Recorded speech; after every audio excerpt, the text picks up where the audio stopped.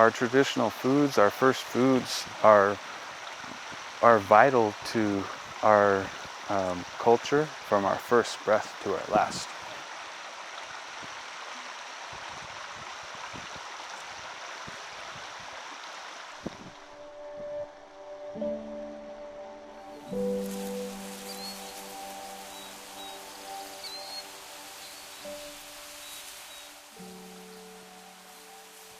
The water, the roots and berries we consider are like sisters, and the fish and the animals on the land are our brothers. First foods are the primary reason for managing these off-reservation and on-reservation properties. The tribes look at the ecosystem holistically as much as possible. Generations ago, as we were essentially born upon this earth, we proved to be pretty pitiful. We couldn't take care of ourselves. So the animals themselves took care of us, and they got a council together, and they saw us struggling, and ultimately decided to help us. So at our longhouse, when we have feasts, we put the water down. When we had the foods prepared, we put the fish, the deer, the roots, and the berries down. And they're in order, not only by that sacrificial line, but how they come about throughout the seasons. The rainwater property is a great property that we have managed for a couple of decades now.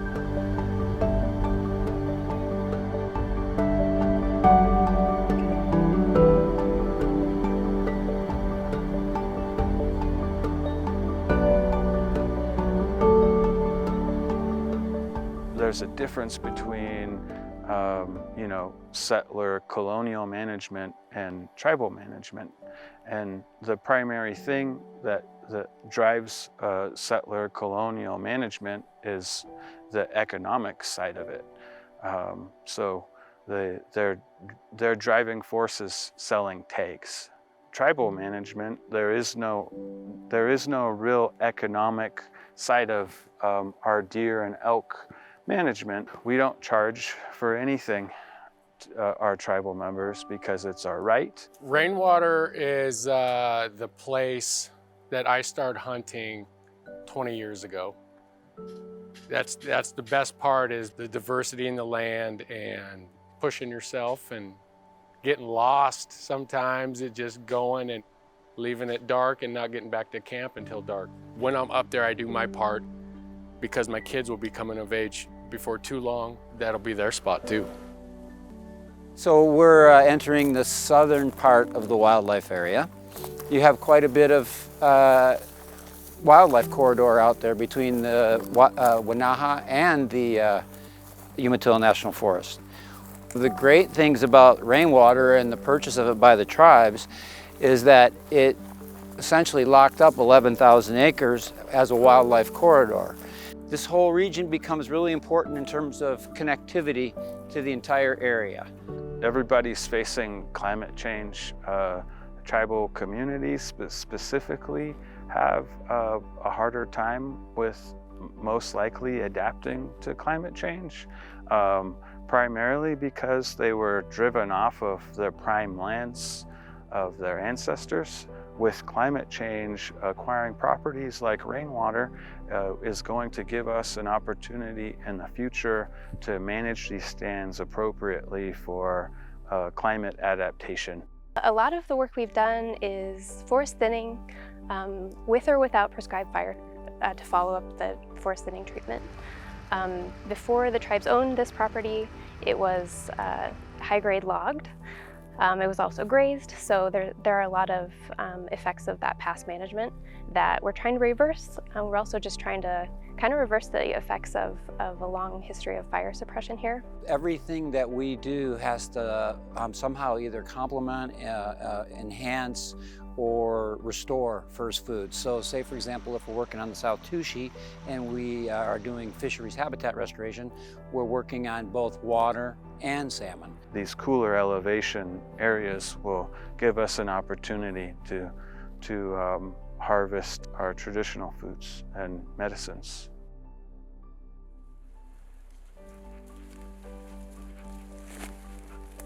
We try to gather these because we sweat all year long.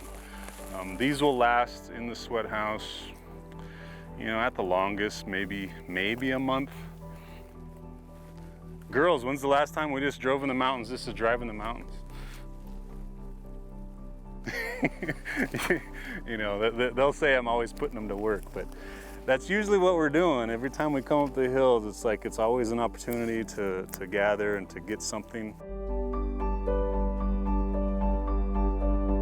So we're now here in our sweat lodge, or as we call him, the old man. This is where we go. This is like our church. You'll be able to see the fir boughs that we gathered yesterday, how we put those in there. It's comparable to a, you know, a sauna, obviously. We're trying to get physically clean, but we're also trying to get mentally clean. You know, you have to take care of your body. You have to take care of this flesh that has been gifted to us. You know, we need you there for us. We need you there for everything, including the foods. You know, because at the very foundation of who we are, we're nothing without their sacrifice. So we have to be there for them. None of this exists without our foods. And so we're all in some way protecting, utilizing, cherishing, teaching about our first foods. You know, whether it's Department of Natural Resources, education, planning, you know, whatever it is, there has to be some element of that sacrifice. Like my mother, really, I've heard her say a lot that it's not really a religion. It's more of just a way of life. It's just a way of living and a way of just believing in taking care of the land, and you know how that might affect you and your family and even your people.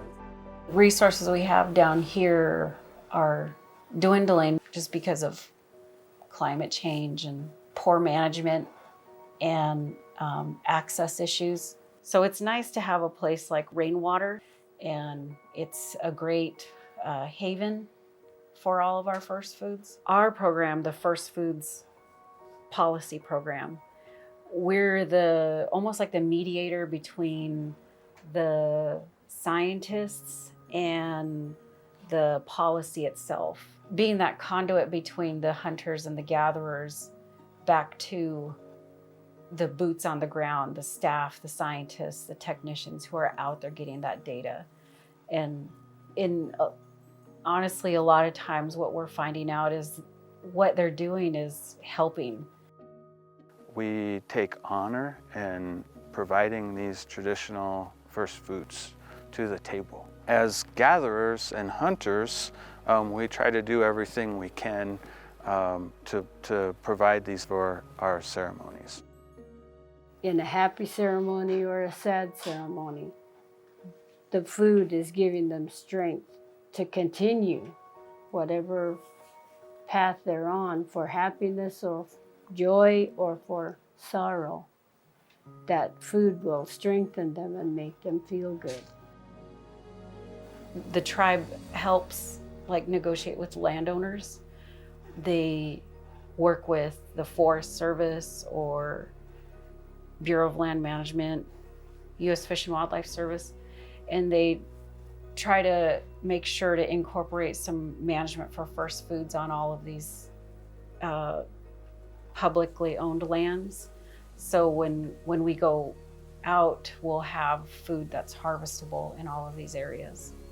It's an issue everywhere. Trying to get to our foods is a big deal. A large part of our gaming revenue goes to buying land back.